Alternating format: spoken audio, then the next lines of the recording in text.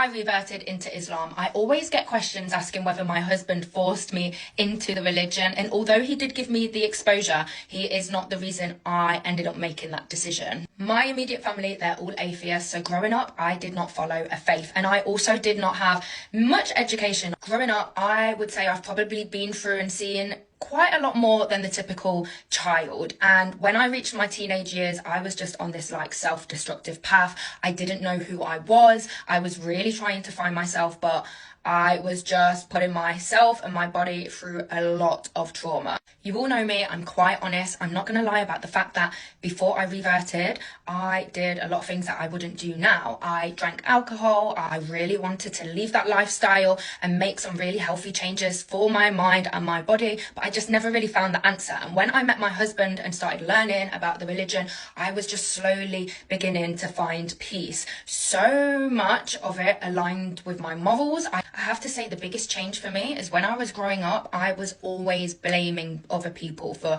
what had happened in my childhood, and I could just never get over it. Whereas now I have learned to kind of accept what has happened, forgive and forget. And I really feel like I've healed from it.